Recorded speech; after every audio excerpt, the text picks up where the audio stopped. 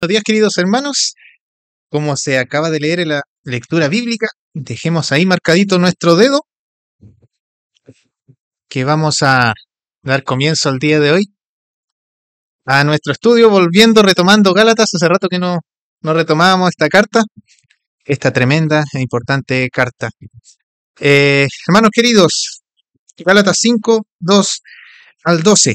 ¿Le parece que lo leamos nuevamente, rapidito, para que se nos vaya quedando bien y podamos entender el motivo y recordar cuál es el propósito de que Pablo le escribe esta carta a los hermanos de Gálatas? Dice, leamos del versículo 1 más que nada para darle más contenido al párrafo. Estad pues firmes en la libertad con que Cristo hizo libres y no estéis otra vez sujetos al yugo de la esclavitud. He aquí yo, Pablo, os digo que si os circuncidáis de nada aprovechará Cristo. Y otra vez testifico a todo hombre que se circuncida que está obligado a guardar toda la ley. De Cristo te ligasteis. Los que por la ley os circuncidáis, de la gracia habéis caído. Pues nosotros, por el Espíritu, aguardamos por la fe la esperanza de la justicia. Porque en Cristo Jesús ni la circuncisión vale algo ni la incircuncisión, sino la fe que obra por el amor. Vosotros corríais bien. ¿Quién os estorbó para no obedecer la verdad? Esta persuasión no procede de aquel que os llama. Un poco de levadura ayuda a toda la masa. Yo confío respecto a vosotros en el Señor que no pensaréis de otro modo, mas el que os perturba llevará la sentencia quien quiera que sea. Y yo, hermanos, si aún predico la circuncisión, ¿por qué padezco persecución todavía?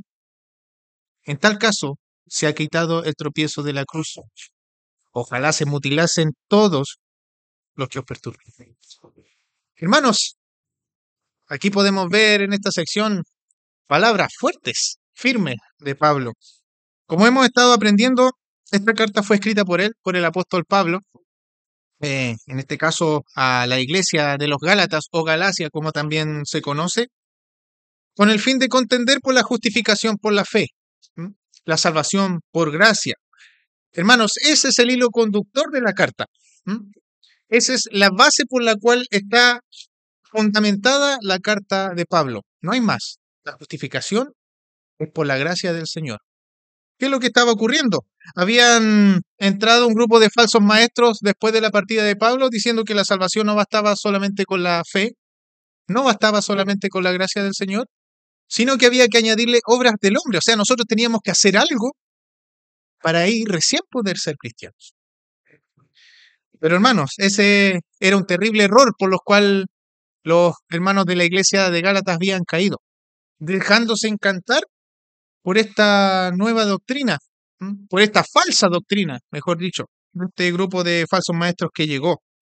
Y Pablo, en el dolor de saber esta noticia, obviamente no podía dejar pasar esto por alto y decide escribir esta carta a los hermanos de Gálatas, porque la terrible decisión que habían tomado era lamentable.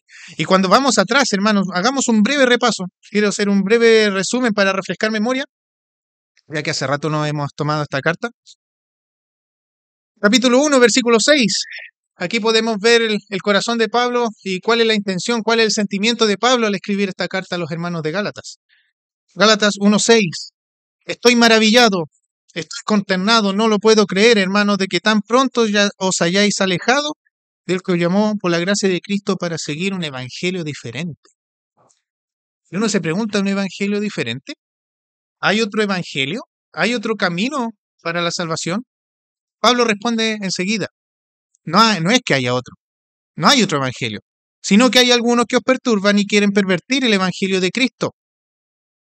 Mas, si aún nosotros o un ángel del cielo os anunciare otro evangelio diferente del que hemos anunciado, del que hemos predicado, del que se ha enseñado en la iglesia, sea anatema. ¿Se acuerdan qué significaba ser anatema? ¿Cómo? Ser maldito, ser apartado para destrucción por el juicio de Dios. O sea, no era menor enseñar un evangelio distinto.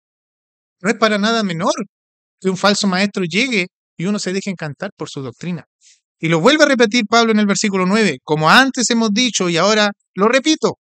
Si alguno os predica diferente el evangelio del que habéis recibido, sea maldito. sea anatema, sea apartado para ser destruido por el juicio de Dios. Hemos visto, hermanos, cómo en estos dos primeros capítulos Pablo defiende la justificación por la fe, la salvación solamente por la gracia de Dios a través de su testimonio personal, ¿m? En cómo el Señor cambió su vida, en cómo cambió su pensamiento de manera radical y lo llama al servicio. ¿Por qué? ¿Por qué lo defiende de manera personal? Recordemos que si bosquejábamos esta carta de manera sencilla, se pueden ver claramente tres aspectos de los que Pablo está enseñando. Aspectos personales, doctrinales y prácticos. Y en los primeros dos capítulos vemos esto, el aspecto personal. Pablo, a través de su testimonio, estaba defendiendo la salvación por la fe, pero también estaba defendiendo su apostolado, porque también estaba siendo atacado directamente. Porque una forma de que los falsos maestros ocuparan, dijeran, no, es que la salvación no es por fe, es atacar al pastor, atacar al apóstol, que en este caso lo estaba enseñando. ¿Y qué decían de Pablo? Hermanos, Pablo no es un apóstol, porque no es parte de los 12 originales. Por ende, su doctrina, ojo, pónganla en duda. Lo más probable, por eso se dejaron atrapar la iglesia de los Gálatas. Hermanos, ¿Pablo estuvo en los 12 originales? No, no estuvo. Pero hemos aprendido, hermanos, a través de la misma escritura, cómo sí es un verdadero apóstol. ¿Por qué? Porque Jesús mismo lo llama. ¿Se acuerdan camino a Damasco? Saulo, Saulo, ¿por qué me persigues? Ahí es donde tiene su encuentro con Jesucristo. Y el Señor lo llama, transforma su corazón. En ese momento lo llama al servicio, transformando no solo su vida, sino que también su forma de pensar. Un perseguidor de la iglesia, férreo, ahora se convierte en un fiel siervo del Señor, al servicio de Jesucristo, al servicio de la iglesia. Es increíble cómo el Señor cambia el corazón de las personas. Por eso es un poder real, un poder verdadero.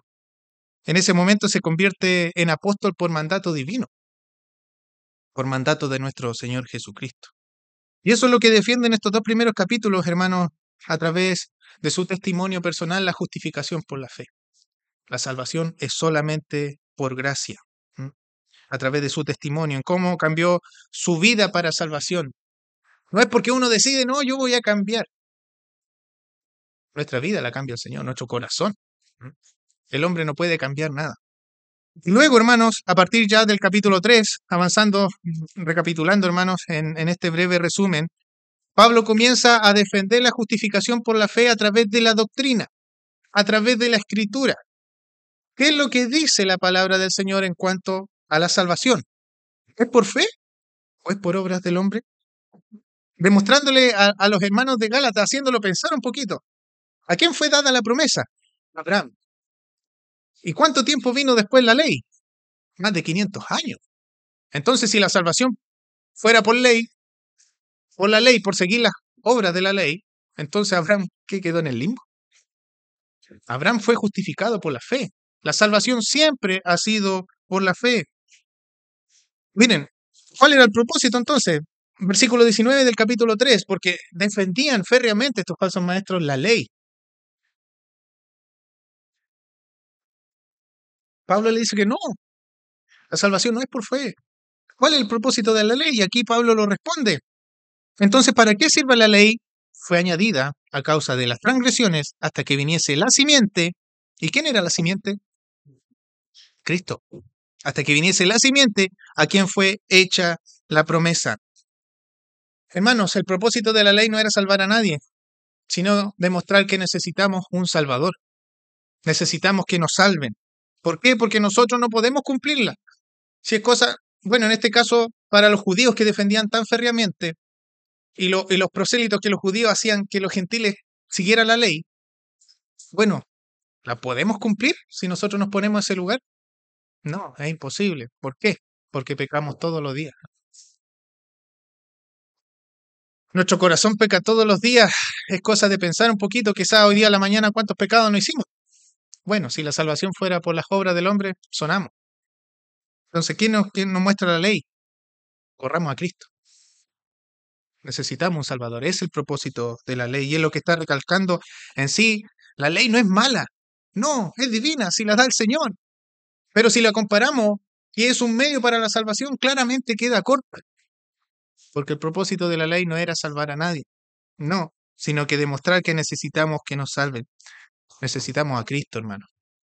Él es el propósito, Él es el cumplimiento de la promesa. Y vimos, hermanos, ya en este capítulo 3, cómo Pablo demostró a través de varias ilustraciones que ocupó como ejemplo. Es como decir, explicó con pera y manzana a los hermanos, de que la salvación es por gracia. Es imposible que sea por las obras. Y ocupó a través como dije, de diferentes ilustraciones. Por ejemplo, la historia de los pactos, el pacto abrámico con el pacto mosaico. Es imposible que sea por ley si Abraham fue salvado, justificado por la fe. A través de ilustraciones como que la ley es una prisión, es un ayo. ¿Se acuerdan que era un ayo? Un tutor. Uno no se podía librar si uno quería por nuestros propios medios de una prisión, por ejemplo, de un ayo. No, alguien tenía que liberarnos. La comparación entre Sara y Agar, los hijos de Sara y Agar. ¿Quién era el hijo de la promesa? ¿El hijo de quién se acuerdan? El hijo de Sara, Isaac. Ismael no es el hijo de la promesa. Y bueno, vemos las consecuencias que ocurrió ahí hasta el día de hoy. Todos estos ejemplos, hermanos, como repito, es el hilo conductor. El pastor enseña que es un hilo rojo que conecta cada pasaje. Ese es el fundamento por el que Pablo enseña esta carta, decide escribir esta carta. El flujo de pensamiento, hermanos. Las obras del hombre son insuficientes para salvarnos. Solamente somos salvados por gracia. Esa es la base. ¿No? ¿Se fijan? A lo largo de toda la carta, de cada pasaje, vemos esa base. De ahí es donde nosotros nos agarramos, de ahí nos sostenemos. La salvación es solamente por gracia. Eso es lo que el apóstol quiere enseñar. Y esta, hermanos, es una de las ventajas de como se dice, estudiar un pasaje expositivamente, ¿m? O enseñar de manera expositiva. ¿Qué es expositivamente? Ver el pasaje versículo a versículo. Hemos estado estudiando la carta desde el capítulo 1:1 en adelante. ¿Por qué digo esto? Porque cada pasaje no es una isla. No está ahí puesto vagando solito. No, tiene un sentido, tiene un fundamento. Como dije, está bajo un contexto, está bajo un flujo de pensamiento. ¿Qué es lo que quiere decir el autor con respecto a ese pasaje? Porque, hermanos, si yo, por ejemplo, saco cualquier pasaje X de ese fundamento, de ese pensamiento del autor, de ese contexto, pierde toda solidez. Puedo decir cualquier cosa de este pasaje. Es como, no sé, por dar un ejemplo. Buenos días, hermanos. Vamos a enseñar la carta de Gálatas el día de hoy porque podemos ver afuera está nublado y a mí me tocó trabajar antes de ayer. ¿Se fijaron lo que dije? No junta ni pega. Es totalmente incoherente. Y si yo saco un pasaje de su contexto, de su fundamento, es totalmente incoherente. ¿Por qué saco a colación, hermanos, este ejemplo? Y por eso es bueno que entendamos cuál es el fundamento y el propósito de Pablo de escribir esta carta. Porque uno de los pasajes más controversiales que tiene esta carta y algunos círculos cristianos, sobre todo los que enseñan el método alegórico, se aferran de este pasaje, el que vimos la oportunidad anterior, capítulo 4 del versículo 21 en adelante hasta el 31.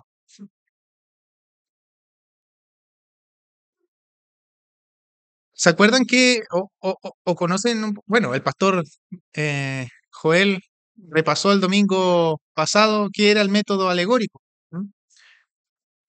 Un método muy peligroso para poder interpretar la escritura. Alegorizar el pasaje, espiritualizar el pasaje, darle un sentido que no corresponde. ¿A qué? Al flujo de pensamiento del autor. ¿Por qué? Porque algunos dicen, en nuestras Biblias, por ejemplo, la mayoría tiene un título, un subtítulo. La mía dice alegoría de Sara y Agar. No sé si... Entonces, ¿qué dicen estos círculos? Está enseñando a través del método alegórico. O sea, dándole una espiritualización al pasaje. Y se agarran de eso, diciendo que Pablo ocupaba este método para poder enseñar.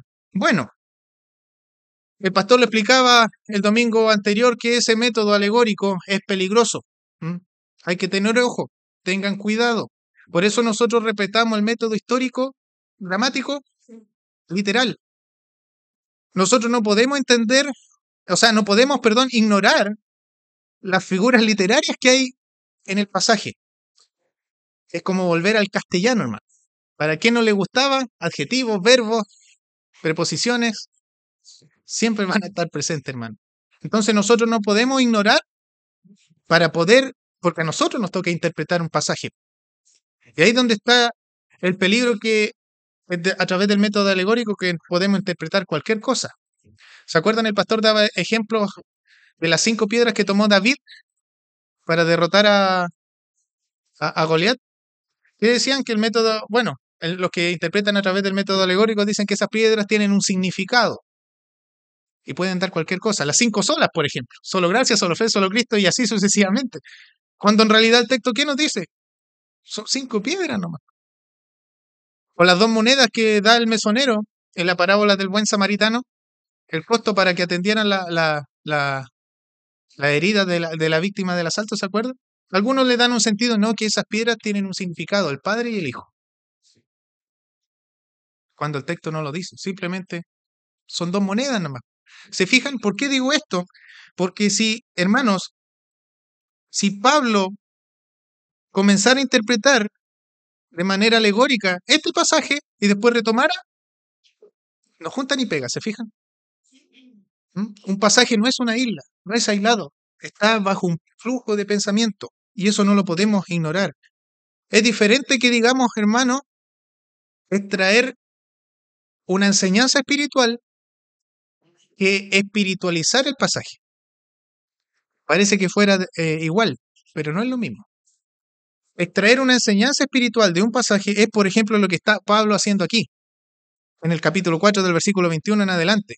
A través de un ejemplo histórico, un hecho histórico, está dando una enseñanza espiritual. Es lo mismo que Jesús ocupaba en las parábolas, ¿se acuerdan?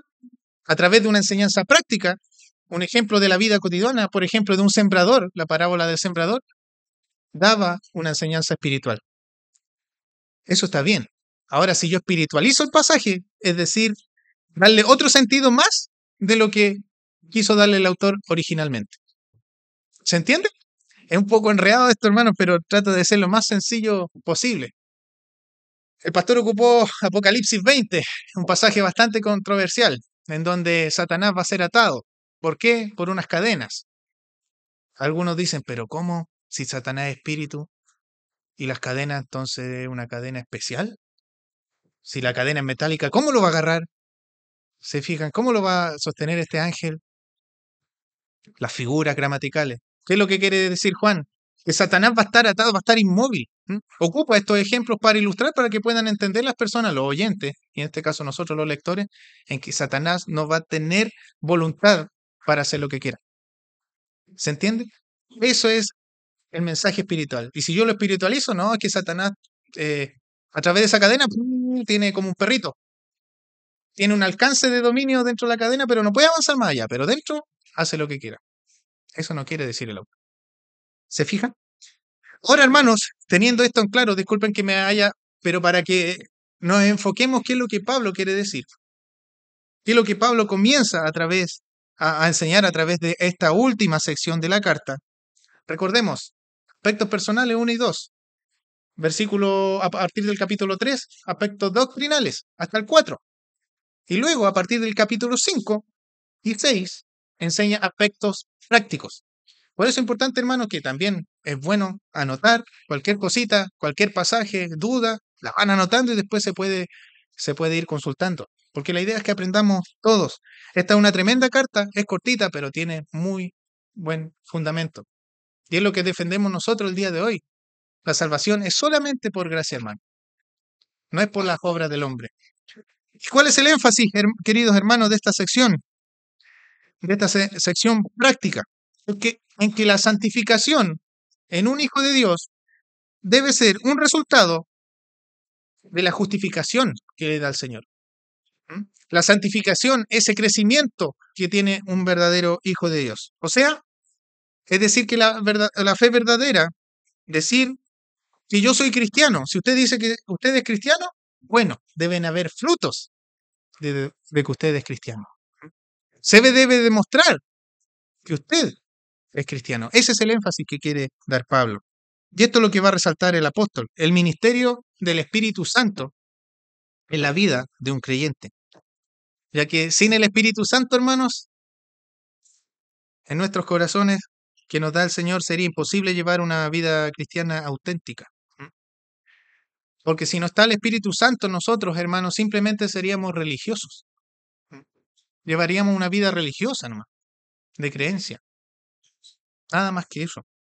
Y como vimos en la enseñanza hace tiempo atrás del Sermón del Monte, en la que Jesús explica que no basta solamente demostrar un cambio externo, sino que lo que importa es que haya un cambio interno, un cambio en el corazón.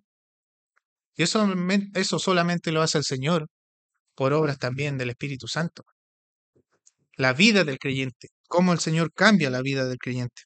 Y en estos son los últimos capítulos, hermanos 5 y 6 de la carta, ya vamos terminando, en cómo el Espíritu Santo obra y cómo es la nueva vida de un hijo de Dios, de un creyente, cómo la obra del Espíritu Santo da testimonio contundente de que esa persona, de que usted, yo, somos cristianos. ¿Cómo lo podemos hacer? El Espíritu Santo el que obra, hermanos. Por eso, cada persona que ha sido justificada por el Señor es por gracia, no es por las obras del hombre. Porque si fuera por las obras del hombre, el Espíritu Santo no daría ningún testimonio. Y eso es lo que vamos a aprender el día de hoy, hermanos, en cómo, si podemos darle un título a esta sección, no traje Power, nos vamos a enfocar netamente en la Biblia. El peligro que hay en confiar en las obras del hombre. El peligro que hay en confiar en que pensar, no, es que yo hice algo para ser cristiano. En que yo hice algo para estar acá. Yo me lo merezco.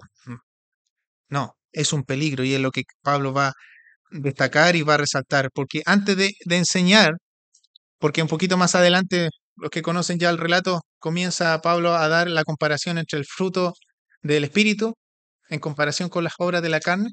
Bueno, Pablo va a advertir cuáles son los peligros, primero, de confiar en las obras de la carne, las obras del hombre. ¿Usted hizo algo? ¿Usted cree que haya hecho algo? Miren, yo le voy a explicar, dice Pablo. Versículo 2 del capítulo 5, hermanos. Vamos al pasaje. He aquí yo, Pablo, os digo que si os circuncidáis, de nada os aprovechará Cristo. He aquí yo, Pablo, os digo que si os circuncidáis, de nada os aprovechará Cristo. ¿Le parece que oremos nuevamente, hermanos? Señor, Padre, le pido a usted su ayuda para que me utilice, Señor, como un instrumento útil para enseñar fielmente su palabra. Hay una gran responsabilidad de quien se para aquí adelante a exponer. Por eso, Señor, que sea su palabra el día de hoy, sana doctrina enseñada.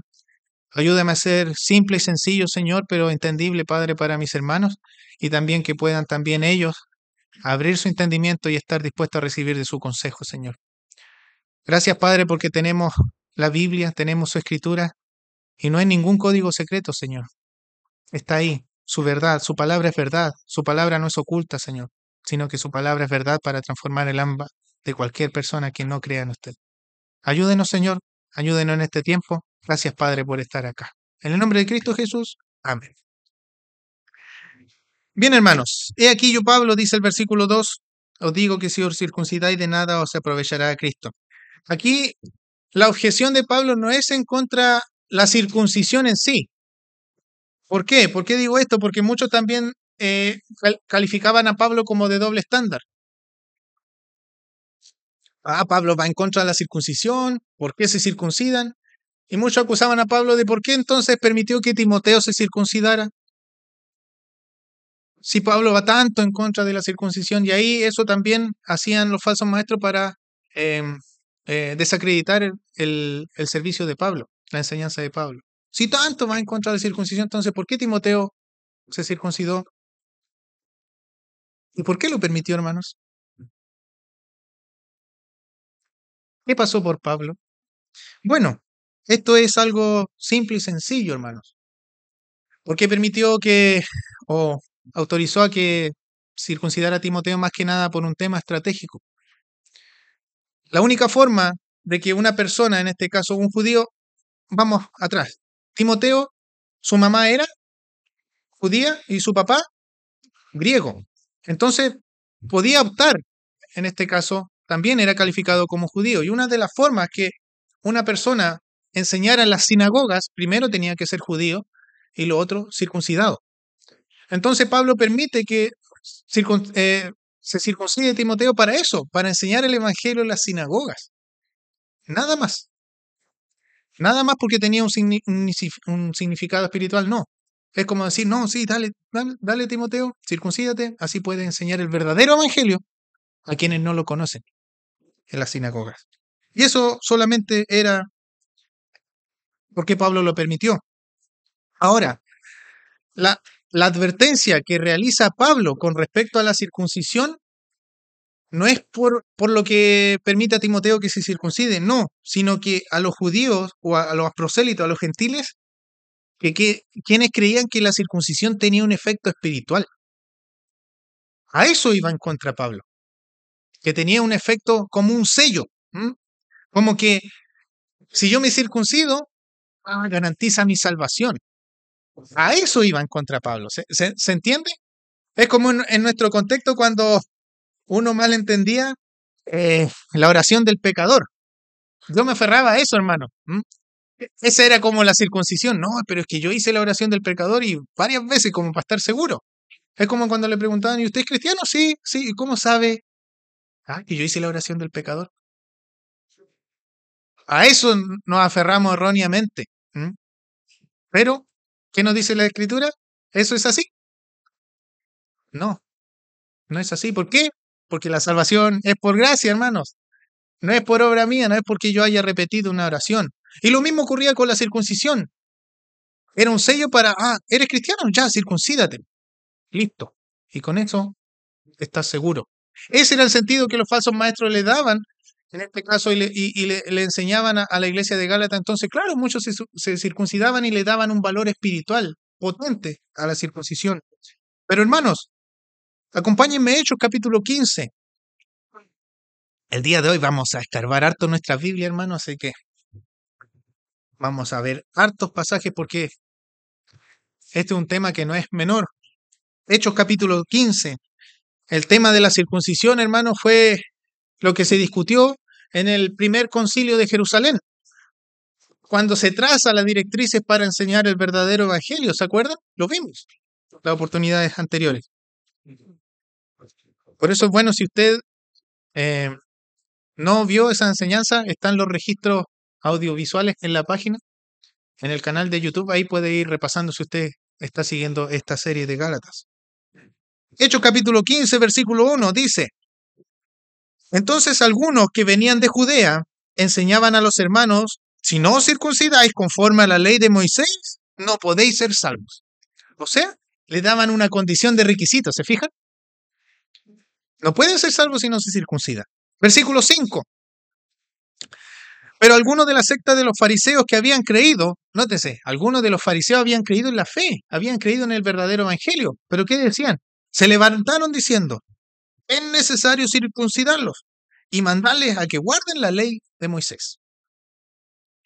¿Se acuerdan, hermanos, que eso se resolvió? ¿Eso era verídico, no?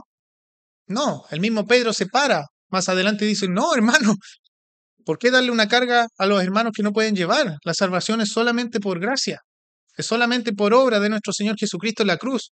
Y eso es lo que se debe enseñar, porque no es por las obras del hombre. Y esta era la herejía que combatía Pablo donde quiera que iba. El tema de la circuncisión, de que somos salvados por la ley, de que había que seguir las normas de la ley. Y por eso las personas confiaban que la circuncisión era como un medio para lograr la salvación, rechazando directamente los beneficios, las bendiciones de la obra de Cristo. Ahora pregunto, hermanos, si el tema de la circuncisión era tanto un tropiezo, ¿por qué el Señor permitió que su pueblo se circuncidara? ¿Por qué entonces mandó a circuncidarse a su pueblo, al pueblo de Israel? ¿Se acuerdan? En el Antiguo Testamento. Bueno, el problema está que los judíos le dieron la interpretación que no correspondía. El tema de la circuncisión era un sello, hermanos. El Señor manda, en este caso a Abraham, le da como mandato que todos tenían que circuncidarse. ¿Por qué? porque era un sello de la promesa. Era para que se acuerden de la promesa hecha a Abraham, de la promesa que en algún día iba a llegar la simiente, y a través de esa simiente íbamos a ser salvos. Nada más que eso. Era también un tema higiénico. En el Antiguo Testamento la higiene obviamente no era como ahora, menos en esos lugares de Oriente, entonces era un tema sanitario también la circuncisión. El Señor también iba a permitir que su pueblo sea saludable. No voy a dar más detalles del por qué el prepucio, pero ahí les dejo la tarea a los papás que puedan explicar a sus hijos si tienen alguna duda en casa. Pero ese era el sello, ese era el propósito. La salvación, la promesa, un sello de la promesa, nada más. Y la mayoría de los judíos, claro, creía que tenía un valor espiritual, como para asegurar la salvación. Pero eso el Señor nunca se lo había dado. Y en ninguna parte de la Escritura aparece ese propósito de la circuncisión. Volviendo a Gálatas, versículo 2, capítulo 5. He aquí yo, Pablo, os digo que si os circuncidáis de nada aprovechará Cristo. Esta carta, este mensaje, hermanos, va dirigido a dos grupos de personas dentro de una congregación. La primera, para los que no son salvos. Y suena un poco fuerte. ¿Cómo? ¿Hay personas no salvas dentro de una congregación? Sí, sí, lo hay, y eso es lamentable. Para los que no son salvos dentro de la congregación, porque la circuncisión no podía salvar a nadie, ni menos iban a recibir los beneficios del Señor, porque, obvio, si no se pueden salvar por ustedes mismos a través de la circuncisión, menos van a recibir las bondades que el Señor da a través de su salvación. Y el segundo grupo, los que son sí salvos por la gracia del Señor, los que el Señor cambia su corazón, pero comienzan a llevar una vida confiando en las conductas del hombre. Ese es otro grupo. Sí, yo creo en el Señor, pero empiezan a confiar en lo que yo pueda hacer o lo que el hombre pueda hacer. Y es totalmente eso inaceptable a lo que conlleva las obras del Señor. ¿Se acuerdan cuando veíamos un ejemplo? Una pizca de obra que yo añada a la gracia de Dios la contamina toda. Es como un ejemplo de este vaso. Si yo añado un poquito de veneno, listo, condiciono todo el vaso. No es un poquito nomás. El daño era grave. Por eso no era menor que Pablo se ofuscara tanto, hiciera recapacitar a los hermanos de Gálatas. Hermanos, nosotros si, por ejemplo, confiamos en que el Señor es nuestro Salvador, ¿no es cierto? Amén. Confiamos en que Él hizo la obra. Confiamos en que nosotros somos insuficientes. No podemos dar nada para nosotros ser salvos. Y comienzo a confiar en algo, por ejemplo, que hice yo para merecer la salvación. Ahí está el error. Es como decir, no, pero es que yo decidí escuchar el Evangelio un día. No, es que yo acepté la invitación de un hermano a la iglesia. No, es que yo soy bueno. Por eso el Señor se fijó en mí. Si yo comienzo a confiar en eso, está mal, hermano. Toda la obra la hizo el Señor. Es como si volvemos atrás al versículo 21 del capítulo 2, hermanos, en donde Pablo le dice, no desecho la gracia de Dios, pues si por la ley fuese la justicia, o sea, si entonces la salvación fuese por las obras del hombre, entonces por demás vino Cristo a morir. Eso es lo que Pablo le quiere explicar. O sea, si la salvación era por algo que yo haya hecho, entonces ¿para qué vino el Señor a morir por mí? ¿Se fijan? Lo hace pensar en la lógica. La salvación es solamente por gracia, por la obra que Cristo hizo en la cruz, hermano. Fue un precio de sangre que pagó. Si fuera ambas, o solamente por la obra del hombre, como muchas veces lamentablemente se malenseña en otros lugares, ¿para qué Cristo vino entonces? ¿Se fijan? El apóstol señala si debemos confiar en algo, hermanos, es depositar totalmente nuestra confianza en Jesucristo, en la obra que hizo el Señor. Por eso cantamos el poder de la cruz. No el poder del madero, el poder lo que hizo Jesús en la cruz. Es tremendo poder, hermano. Nuestro Señor nos salvó a través de esa obra de amor hecha en la cruz.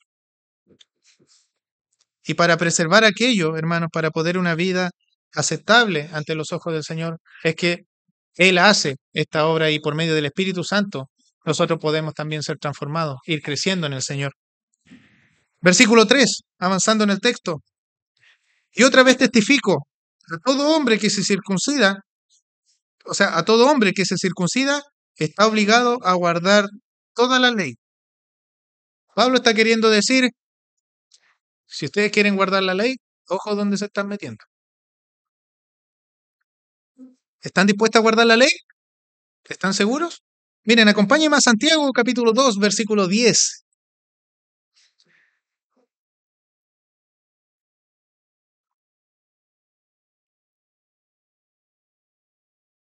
Santiago 2, versículo 10. ¿Qué es lo que dice Pablo en Gálatas? ¿Están dispuestos a guardar la ley? Bueno, miren cómo dice Santiago. Santiago 2:10. Porque cualquiera que guarde toda la ley, pero ofendiere en un punto, ¿qué es lo que dice? Se hace culpable de todos. ¿Usted quiere guardar la ley? Ya, hágalo. Pero si ofende en un punto, no ofende, no falla solamente en ese punto nomás, sino que falla en cumplir la ley completa. Eso está enseñando Santiago. Y eso es lo que está queriendo también enseñar Pablo. ¿Mm? Si usted quiere guardar la ley, ya, dele. Pero ojo, va a fallar. Por eso, hermanos, si dependiera de nosotros la salvación, la perdemos a los segundos. ¿Por qué? Porque pecamos a cada rato. ¿Qué es lo que estamos pensando? ¿Qué es lo que estamos viendo? ¿Cómo nosotros nos comportamos después de salir del templo? En nuestros trabajos, en nuestro momento de soledad. Pecamos todos los días, hermano. Por eso, si dependiera de nosotros, sonamos. Volviendo a Gálatas, capítulo 5, versículo 3 y 4. Y otra vez testifico, a todo hombre que se circuncida está obligado a guardar toda la ley. De Cristo os delegasteis, los que por la ley os justificáis, de la gracia habéis caído. Esta es otra consecuencia que menciona Pablo en los que confían en la circuncisión como un sello espiritual. ¿Mm? Es desligarse de Cristo. ¿Por qué? Porque Pablo ahora no se está refiriendo a que la salvación se pierde. Hermano, ¿la salvación se pierde o no? No, ¿no es cierto? ¿Lo enseña la Escritura? ¿Que la salvación no se pierde? Sí, lo enseña. Qué angustioso, qué terrible es pensar, hermanos, y hay quienes piensan así, que la salvación la perdemos por el hecho de pecar. ¿Qué esperanza entonces hay si fuera así? Tendría que venir Jesús a cada rato a morir por nosotros. Pero, como dice la palabra del Señor, el sacrificio fue perfecto, una sola vez y para siempre, consumado es, tus pecados han sido perdonados. Por eso la salvación es por gracia. ¿Se fijan el flujo de pensamiento del autor? ¿Qué es lo que le quiere decir Pablo a los Gálatas y que también nosotros podemos extraer como enseñanza? Nosotros no tenemos poder para nada, para nosotros poder salvarnos. Ahora, vuelvo a repetir, Pablo no está queriendo decir aquí que la salvación se pierde. No. Deslizarse, este verbo que ocupa Pablo en el original, tiene que ver con dejar de lado o soltarse de algo del cual nosotros somos firmes. Es nuestro sostén. En este caso, la gracia del Señor. Es como, no, ignorarla. Es como el ejemplo de un bote a la orilla de un puerto, por ejemplo. Para que el bote no se pierda, ¿qué es lo que uno hace? Lo amarra, ¿cierto? Puede venir la marea, puede venir tiempo, ahí se sacude el bote, pero está ahí, firme.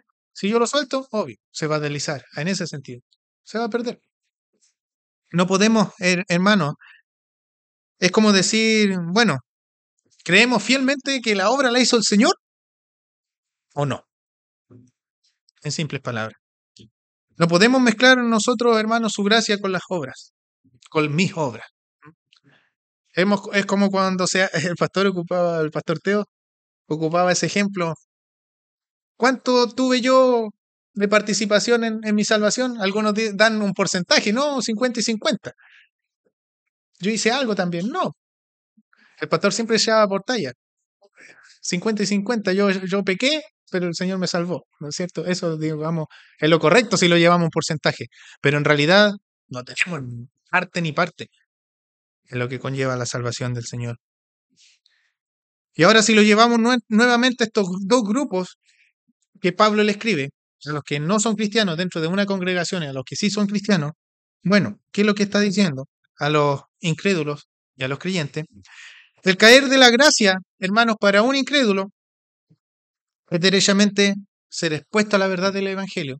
Esa persona que no cree en el Señor la escucha o queda impactado, comienza a escuchar, conoce la verdad, luego conoce la verdad de su condición, de que como pecador estamos perdidos sin Jesucristo,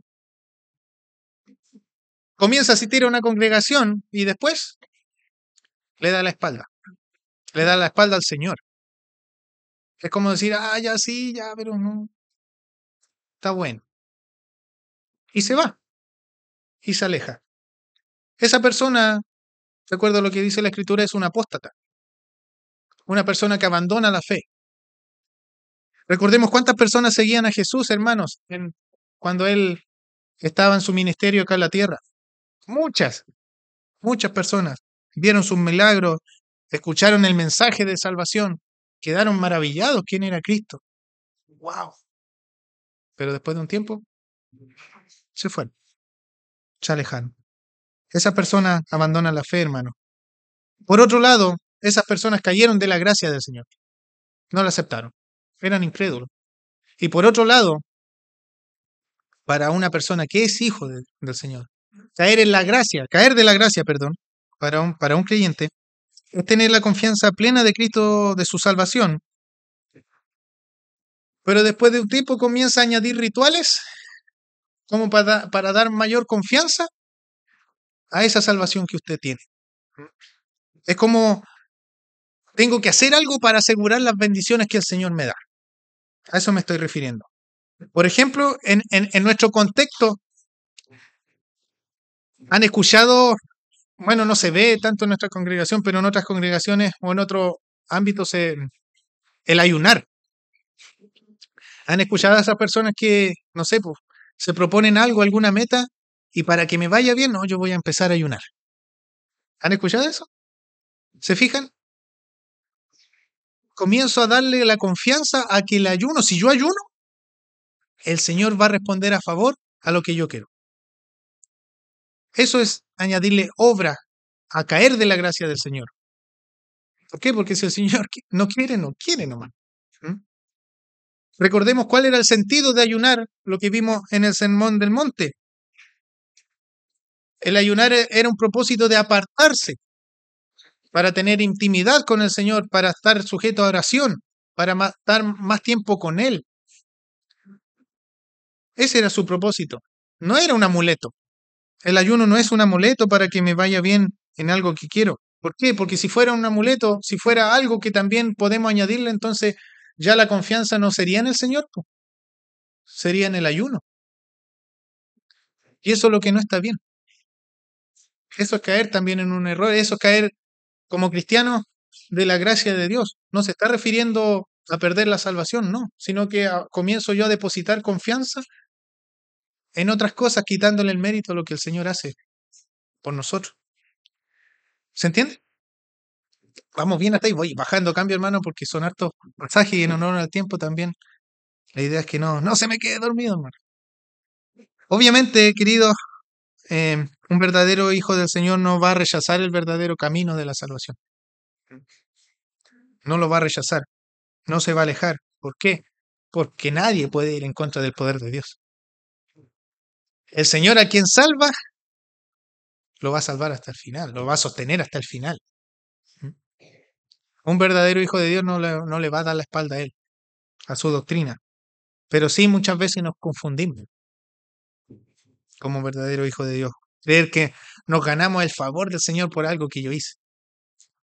El camino, hermano, del verdadero discipulado es llevar una vida de obediencia continua a Cristo. ¿Cuántas veces hemos escuchado eso? Y es verdad. El camino de un cristiano es llevar una vida de obediencia al Señor. Miren, acompáñenme a Juan, capítulo 8.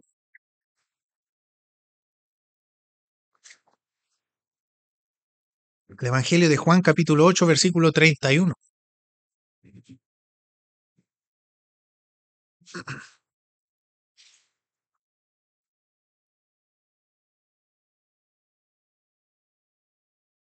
Juan 8:31 dice, dijo entonces Jesús a los judíos que habían creído en él. Nótese, a las personas que habían creído en él y en su mensaje. ¿Qué le dice Jesús? Si vosotros, ¿qué le dice ahí? Permanecieseis en mi palabra, seréis verdaderamente mis discípulos. Vuelvo a repetir, dijo entonces Jesús a los judíos que habían creído en él. Si vosotros permanecieseis, se mantengan firmes, perseveren en mi palabra, seréis verdaderamente mis discípulos. Hermano, yo he hecho esta pregunta anteriormente, pero a lo mejor alguno no estuvo en esa oportunidad. ¿Ser cristiano y ser discípulo es lo mismo o es distinto? ¿Ser discípulo tiene como un rango más superior de estar más cerca del Señor? ¿Y ser cristiano no se pide tanto? ¿O es lo mismo? ¿Por qué pregunto esto, hermanos? Porque muchas veces nosotros como cristianos nos podemos confundir. Eh, podemos creer que lo estamos haciendo bien cuando en realidad no. ¿A qué me refiero? A creer que como hijo de Dios, si vengo domingo tras domingo a la iglesia, es suficiente. Como cristiano, obviamente es bueno venir a la iglesia. Es lo que el Señor nos manda, a no dejar de congregarnos. Pero si yo creo que solamente con eso me basta, con venir, sentarme, escuchar, y hasta el otro domingo, no, no estamos bien. Porque cuando leemos, hermano, este tipo de pasajes como el de Juan, que acabamos de leer, a veces creemos que esa era una condición para los discípulos, para quienes estaban ahí con el Señor, quienes querían estar bajo su aprendizaje. Y decimos, no, pues esto es para ellos, yo soy cristiano nomás. Es como que dice, soy cristiano pero no fanático. No, me basta con venir los domingos nomás. Pero el día jueves, no, ya es fanático. Venir al culto de oración es fanático. ¿Quiere venir a ayudar a la iglesia? No, no, ahí nomás, hermano, yo soy de domingo nomás. A veces nos reímos, pero es verdad. Hay muchos que piensan así. Hechos capítulo 11, hermanos. Versículo 26. ¿Qué nos dice la palabra del Señor? Yo como cristiano, si estoy pensando así, no, soy cristiano pero no fanático. Hechos 11, versículo 26. Dice, y se congregaron allí todo un año con la iglesia y enseñaron a mucha gente. ¿Y a los quiénes? A los discípulos, a esas personas que querían estar ahí con el Señor. Se le llamó ¿cómo? Cristianos por primera vez en Antioquía. ¿De dónde viene el término cristiano? De aquí. De la misma escritura. Ustedes cristianos, se les llamó cristiano porque eran seguidores de Cristo. A los discípulos ya se les comenzó a llamar cristianos porque querían seguir y perseverar en el Señor. O sea, volviendo a la pregunta anterior, ¿usted es discípulo o es cristiano? Da lo mismo porque es igual. Discípulo y cristiano es ser lo mismo. No tiene un matiz. Entonces, si usted dice, hermano, no, yo soy cristiano pero no fanático, suta.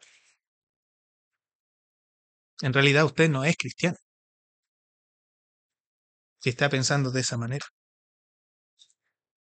Entonces, hermano, de acuerdo a lo que me dice la palabra del Señor, ¿qué debo hacer como cristiano? Ahí mismo en Hechos, vamos a ver varios ejemplos, hermano. Y ahí por eso es bueno escarbar la Escritura, es bueno escarbar lo que nos revela la palabra del Señor. Ahí mismo en Hechos capítulo 11, ¿cierto? Leímos el 26, bueno, vamos 3 versículos atrás, el versículo 23. Dice, cuando llegó y vio la gracia de Dios, se regocijó y exhortó a todos a que con propósito de corazón, ¿qué dice? Permanecieren fieles en el Señor. Permanecer, perseverar. Poquito más adelante, hermanos, capítulo 13, versículo 43 de Hechos. Hechos 13, 43.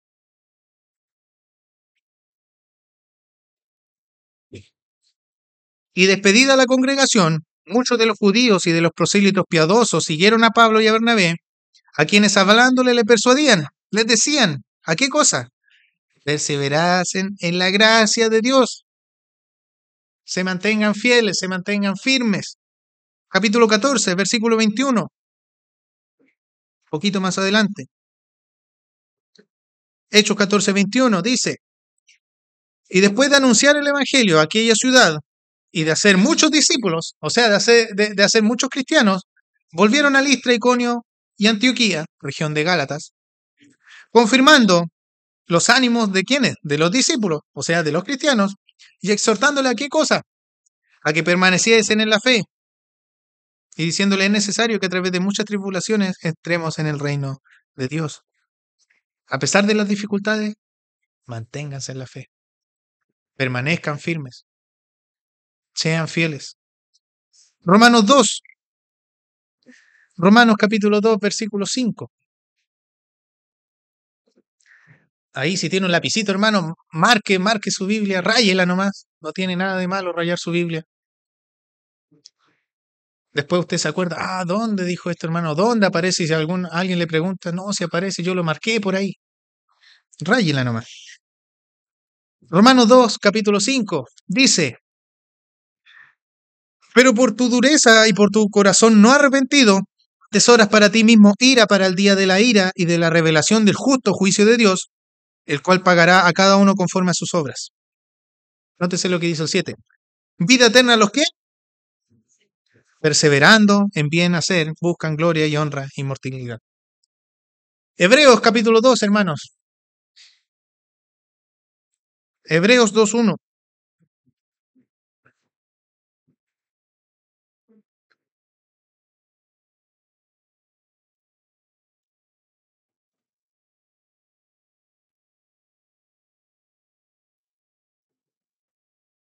Hebreos capítulo 2, versículo 1 dice, por tanto, es necesario que con más diligencia, o sea, con prontitud, con urgencia, atendamos las cosas que hemos oído, no sea que nos deslicemos. O sea, ¿qué dice el autor de Hebreos? Que perseveremos, que nos mantengamos, ojo, atentos, fieles a las cosas que hemos oído. ¿A qué? Al Evangelio, a la sana doctrina. Versículo 14 del capítulo 3 del mismo Hebreos, poquito más adelante, hermanos. Esto es un breve repaso de qué es lo que nos dice la palabra del Señor. Hebreos 3:14, porque somos hechos participantes de Cristo, con tal de que retengamos firme hasta el fin nuestra confianza del principio. ¿Esa confianza en quién? En Jesucristo. La retengamos, perseveremos, nos mantengamos firmes. 4:14, hermanos, último pasaje para ejemplificar. Hebreos 4:14.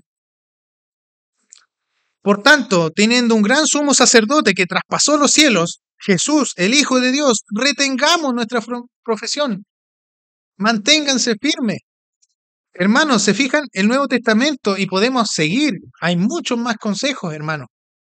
Pero obviamente por el honor al tiempo no vamos a seguir, pero se fijan cuántos consejos, cuántos mandatos nos da la Escritura. En el Nuevo Testamento está lleno de consejos de qué es lo que debe hacer un hijo de Dios. ¿Qué es lo que debe hacer un cristiano si usted dice que es cristiano? Cuando ustedes le preguntan, por ejemplo, en una cena familiar, se entiende que no todas las familias son cristianos y le preguntan, ¿y usted es cristiano? Sí, soy cristiano. Y ahí es donde usted debe hacer un análisis. ¿Y está perseverando? ¿Se está manteniendo fiel?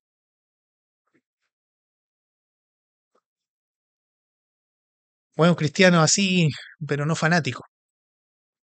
¿Por qué digo esto, hermanos? Se lo leo, no es necesario que lo busquen. Porque perfectamente cuando leemos esto, perseverar, mantenernos, manténganse firmes, obedezcan como hijos de Dios. A veces podemos sentirnos agobiados y decir, no, esto no es para mí.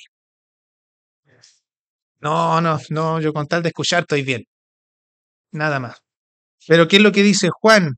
Yo se lo leo en primera de Juan 2:19. Salieron de nosotros porque no eran de nosotros, porque si hubiesen sido de nosotros, habrían permanecido, habrían perseverado, se habrían mantenido firmes, pero salieron para que se manifiesten de que no son de nosotros. ¿Por qué se han perdido tantos asistentes en las congregaciones, hermano? De repente vienen personas, vienen por un tiempo y después se van. Si se hubiesen mantenido firmes, se hubiesen permanecido. Se van porque no perseveran, hermano. Los que son más antiguitos aquí de la congregación, ¿cuántas asistentes venían antes? Años atrás. Uno decía, ya eran tan buenos hermanos, ¿y qué pasó? No perseveraron. Y esto es una realidad que no solo ocurre acá, en muchas congregaciones ocurre lo mismo. ¿Qué pasó? No perseveraron. Un verdadero hijo del Señor, hermano, un hijo de Dios siempre va a perseverar a pesar de las dificultades que le toque enfrentar. Siempre va a perseverar. Si usted dice yo soy hijo de Dios, pero no, yo me alejé, hermano, no. Un verdadero hijo de Dios, vuelvo a repetirlo, siempre va a perseverar en el camino del Señor. ¿Por qué? Porque no es porque tenga super fuerza, hermano. Es porque el Señor nos sostiene todos los días. Si usted está acá sentadito, escuchando, si usted vive una vida como hijo del Señor, fuera de la congregación, en su casa, en su trabajo, en la universidad, donde quiera que vaya, es porque el Señor lo sostiene. No es porque diga, no, yo soy bueno ahora. No. Es todo por obra del Señor. Muchas veces el vivir por el Espíritu, o es decir que somos cristianos, lo ensuciamos con cosas tan carnales, hermano. ¿A qué me refiero? Por ejemplo, ayudar a una persona que esté pasando alguna necesidad,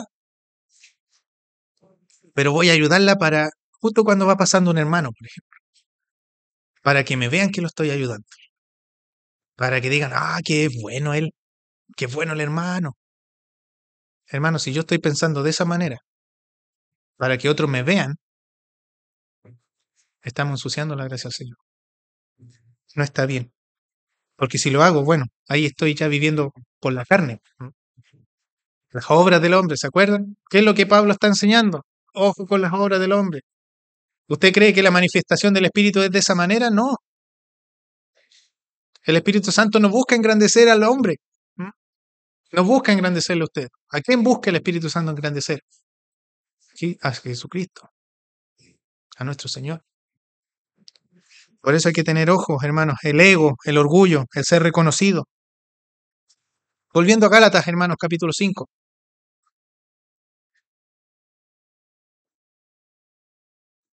Se fijan, el hilo conductor del pasaje claramente no se ha salido de su eje. La salvación por la gracia, en contra de las obras de la fe. Ojo. Gálatas 5, 5 y 6. Pues nosotros por el Espíritu aguardamos por la fe la esperanza de la justicia. Porque en Cristo Jesús ni la circuncisión vale algo ni la incircuncisión, sino la fe que obra por el amor.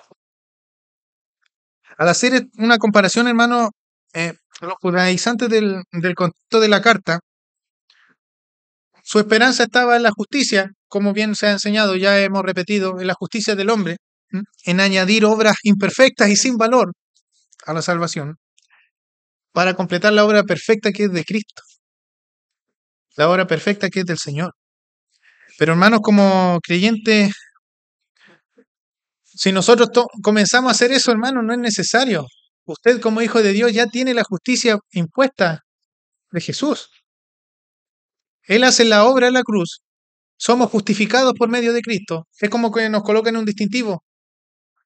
Ya eres justificado. Somos declarados justos a los ojos del Señor. ¿Por qué? Por la justicia que realizó Jesús en la cruz. No es porque usted se lo merezca. Es por la obra de Cristo. Y ahora como hijos del Señor, claro, somos justificados por la cruz de Cristo, pero ¿qué nos falta? Santificarnos. Y esto es un proceso, es un caminar. No basta solamente con la obra de Cristo. O sea, que no se me malentienda, solamente es suficiente la salvación. Pero usted como hijo de Dios, ¿qué es lo que tiene que hacer? Ir creciendo en el Señor. Y eso es lo que se conoce como la santificación. Es como cuando uno dice, no, es que yo no me sé la Biblia, pues yo no me la... ¿Cómo voy a ser hijo de Dios si no me la sé completa? No, pues, un verdadero hijo de Dios, ¿qué va a querer? Buscar aprender de la Escritura, buscar leer, pasar tiempo en comunión con el Señor, orar. ¿Cuántas veces ora usted al día o a la semana? ¿Oramos solamente los domingos o solamente antes de comer? Por eso dice, hermanos, nosotros esperamos, Pablo, estamos santificándonos y esa santificación va a estar completa ¿cuándo? En un futuro, cuando el Señor lo estime pertinente y ahí vamos a estar glorificados con el Señor. Vamos a estar glorificados con Cristo. Pero mientras tanto, esto es un crecimiento. Por eso, como dice, ni la circuncisión vale algo ni la incircuncisión. Porque nada externo que nosotros hagamos, hermano, tiene valor si no hay un verdadero cambio interno. Y ese cambio interno en el corazón lo hace el Señor.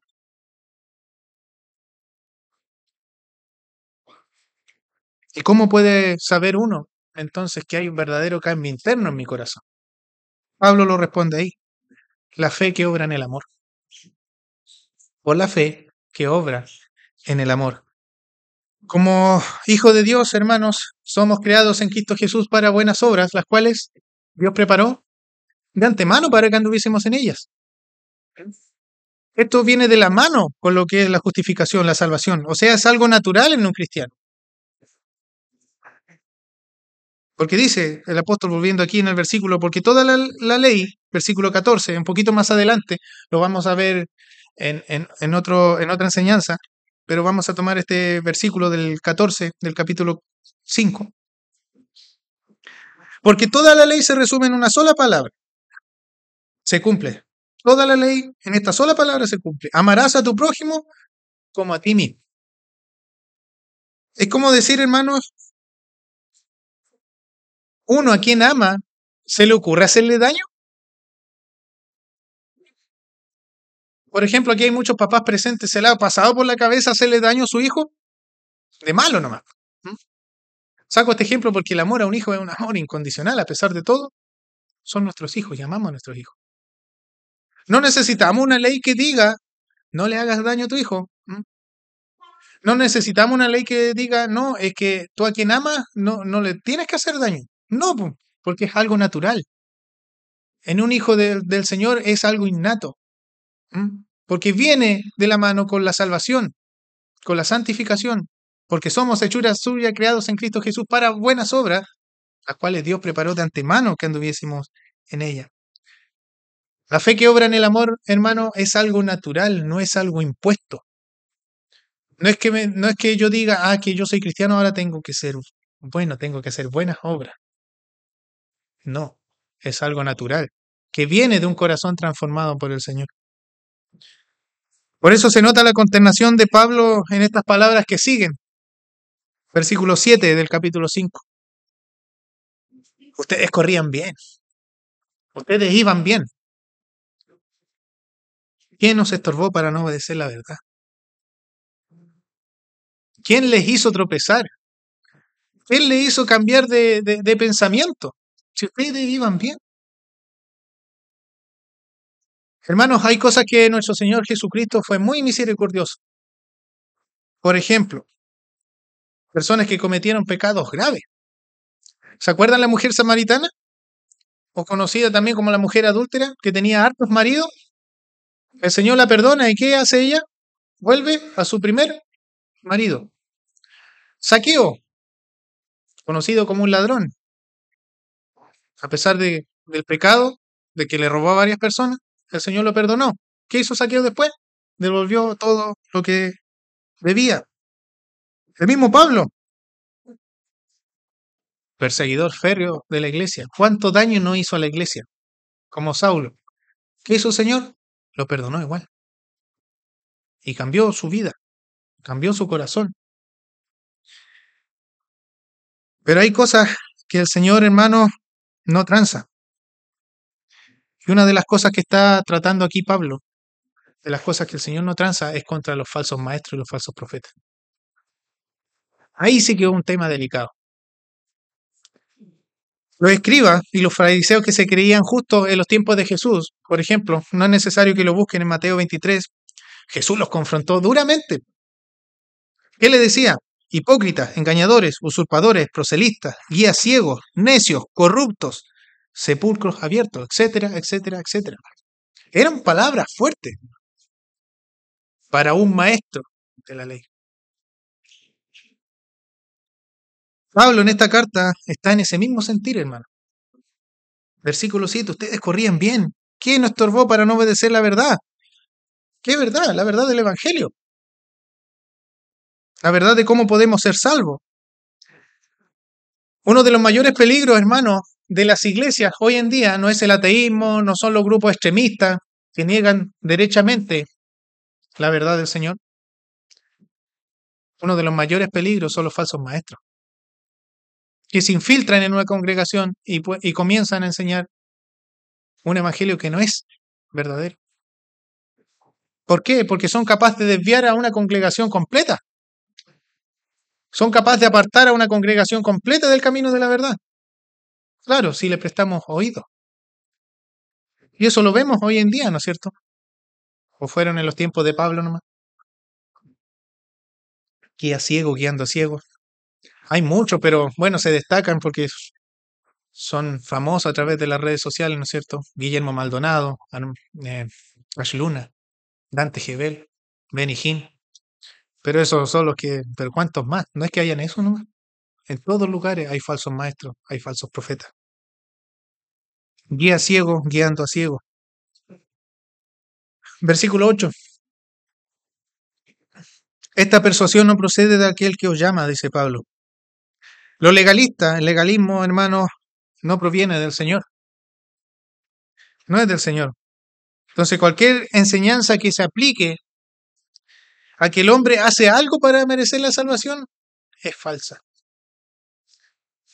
En nuestro contexto lo vemos a veces tan normal, pero el hecho de que, y lo saco a colación nuevamente, porque acá no se ve, gracias al Señor, pero en otros lugares sí, la oración del pecador. Es un legalismo.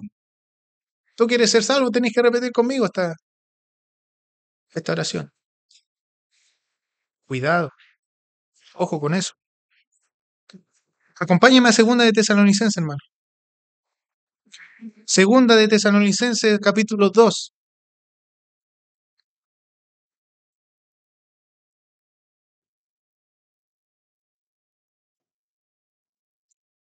Versículo 13.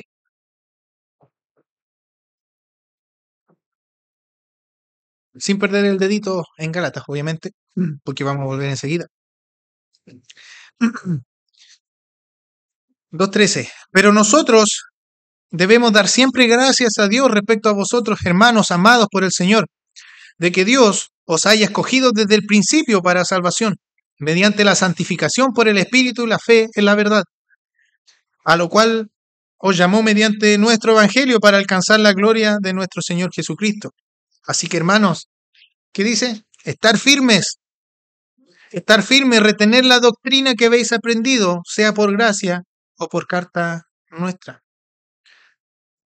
¿Retener qué doctrina, hermano? La sana doctrina. La sana doctrina, el evangelio de la justificación por la fe. La salvación no es por las obras, solamente por la gracia de nuestro Señor Jesucristo. Por eso que, como dice Pablo en el versículo 9, volviendo al capítulo 5, Gálatas 5:9, por eso Pablo menciona un poco de levadura ayuda toda la masa. Como bien se sabe, en la Biblia se muestran varios ejemplos, en varios casos, en que la levadura representa al pecado. Claro, nosotros en lo práctico, ¿para qué se ocupa la levadura? Para hacer leudar la masa. ¿Y cuánto se ocupa? ¿Poquito? ¿Harto? Poquito nomás. Imagínense que un poquito de levadura condiciona toda la masa. Por eso se ocupa este ejemplo. Jesús, cuando señala la levadura de los fariseos y saduceos, no es que eran panaderos, hermano, sino que ellos eran su falsa enseñanza, su falsa doctrina. ¿Cómo su falsa enseñanza? Un poquito de falso evangelio condiciona a toda una congregación. ¿A cuántas personas? El pastor MacArthur ilustraba el tema de la levadura, es como el cáncer. Una sola célula cancerígena afecta a todo el cuerpo, afecta a todos los sistemas. Lo mismo ocurre con la falsa doctrina, hermanos. La falsa doctrina para una congregación la condiciona completa. Por eso no es algo menor. Por eso se repite tantas veces, manténganse firmes, retengan la sana doctrina, pongan ojo. Versículo 10 del capítulo 5. Yo confío respecto a vosotros en el Señor, que no pensaréis de otro modo, más que el perturba, llevará la sentencia a quien quiera que sea. El apóstol Pablo anima a los creyentes a que el destino de un hijo de Dios es seguro. Lo anima de esa manera. Recuerden, se los leo.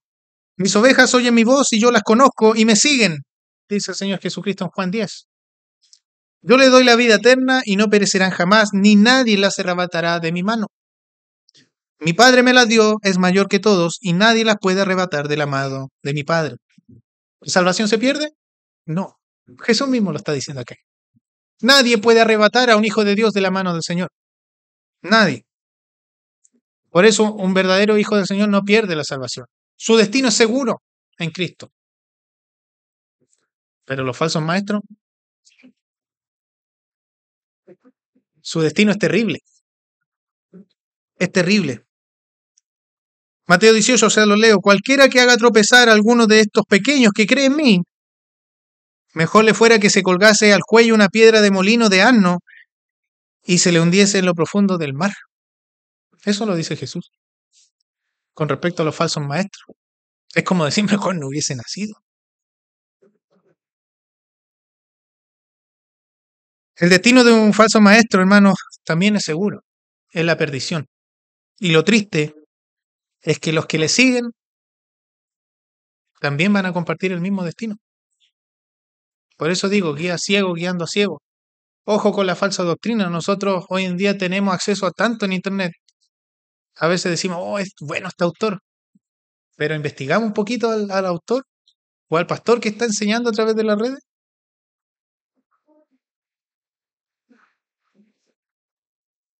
11 y 12, últimos pasajes, hermanos, de Gálatas.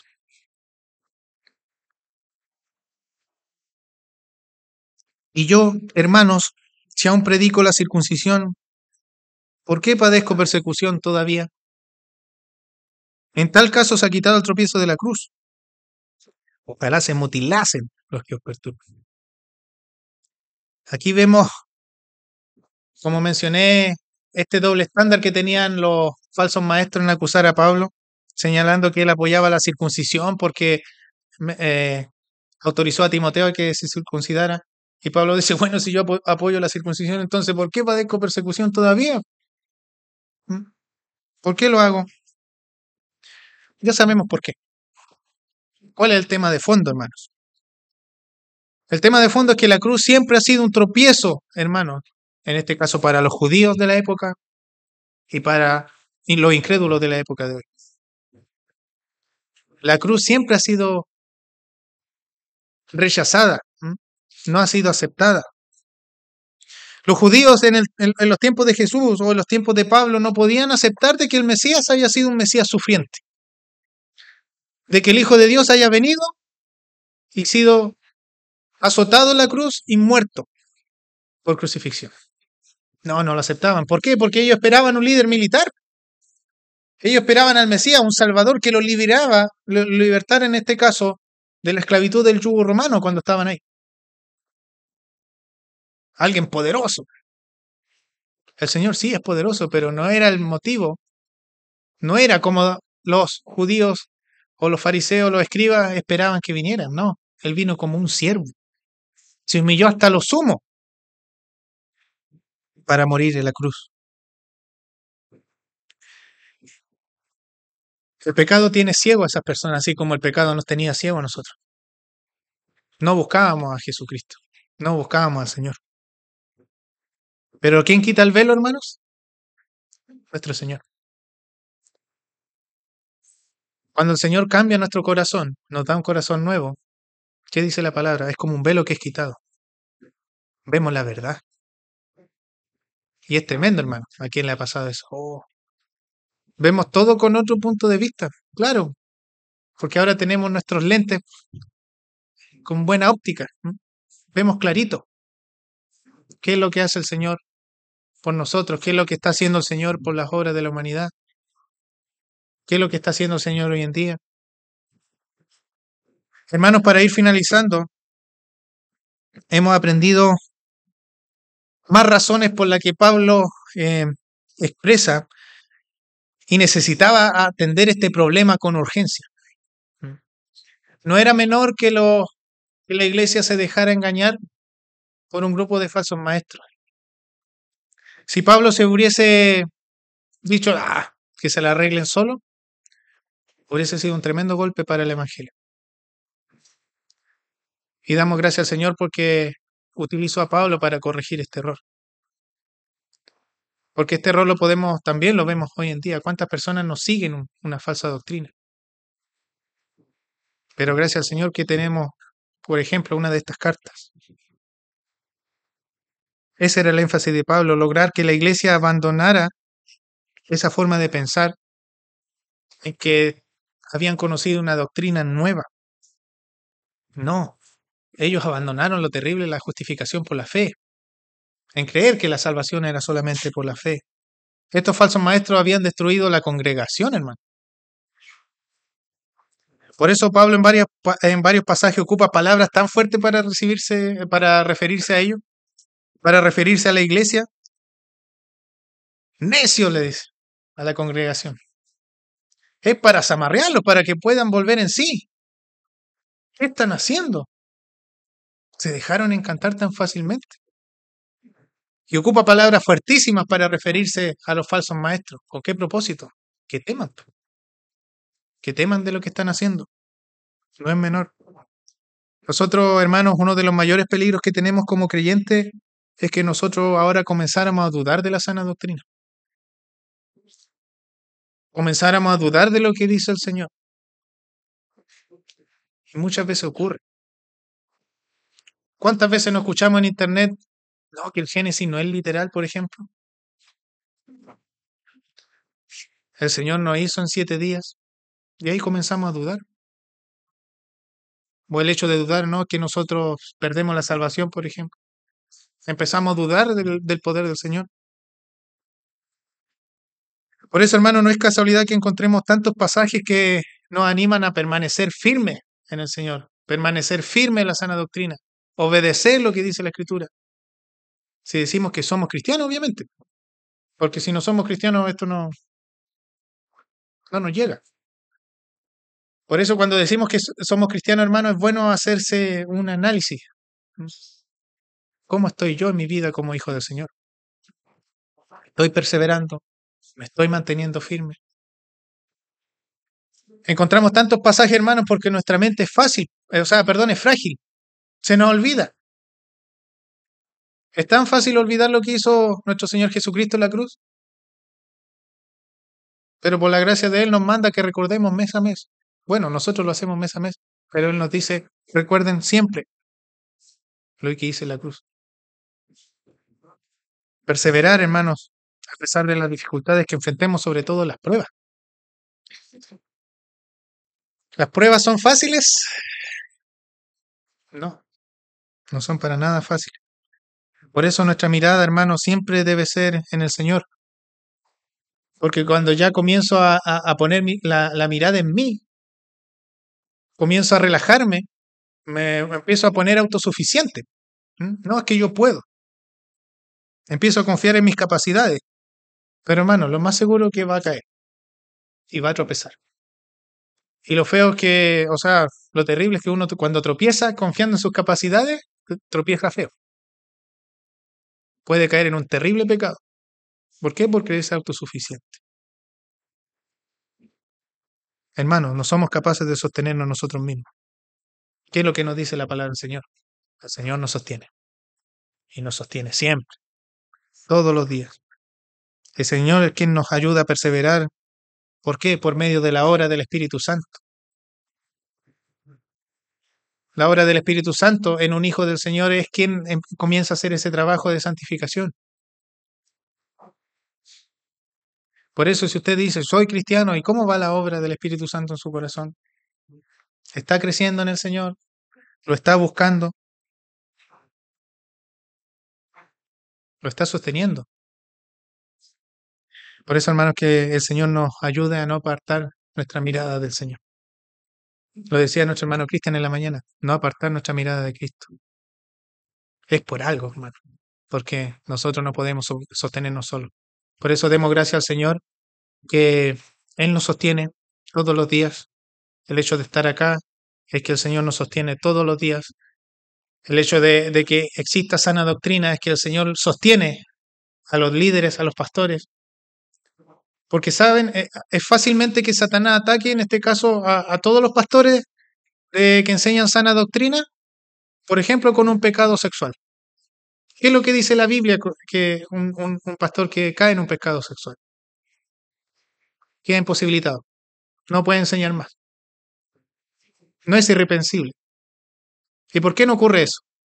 Porque el Señor sostiene a los pastores que enseñan sana doctrina, hermanos. Y que demos gracias al Señor porque Él sostiene la obra.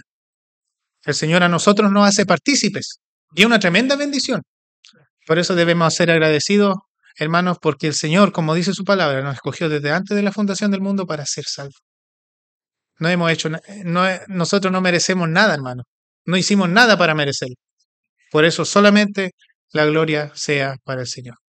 Oremos, hermanos. Muchas gracias le damos a usted, Padre, por este tiempo de estar en su casa, aprendiendo de su palabra, Señor. En nuevamente aprender en que solamente la salvación es por su obra, es por su gracia. Este regalo que nosotros no merecemos, Señor, y gracias, Padre, porque es así. Ayúdenos, Señor, a no olvidar la obra que usted hizo en la cruz, porque solamente por aquello podemos ser salvos, Señor. Y perdónanos, Padre, cada vez que nos creemos autosuficientes, Señor. Perdónenos, Padre, cada vez que nos creamos superiores a los demás por el hecho de ser hijos suyos, Señor. Padre, le quiero dar gracias por este tiempo y también pedir por los corazones de mis hermanos y de aquel también asistente que no le conoce a usted, que está acá presente, que pueda usted darle un corazón en que piense su condición en la que está. No merecemos, no merecemos nada más que la muerte, Señor, pero usted, por medio de su gracia, envía a su Hijo para ocupar nuestro lugar, Señor, nuestra sentencia. Gracias, Padre, por tener su palabra, que es capaz de cambiar hasta el corazón más duro, Señor. Gracias, Padre, por este tiempo y por eso, Señor, agradecido de usted para los hermanos, para los hijos del Señor que están acá presentes. Gloria y honra a usted. Perdónenos cada vez que empezamos a confiar en nuestros propios medios, en símbolos, en algo que yo pueda hacer. Y le pido por esos corazones también que no le conocen, Señor, que ellos puedan clamar por su vida. Porque nosotros solamente podemos ser salvos por su gracia. Usted es el camino. Jesucristo es el camino, la verdad y la vida. Nadie puede ser salvo si no es por Jesucristo. Gracias, Señor, por este tiempo. Gracias, Padre, por su palabra. Ayúdenos, Señor, a permanecer y a mantenernos firmes, Señor. Gracias, Padre, porque usted nos sostiene. En nombre de Cristo Jesús. Amén.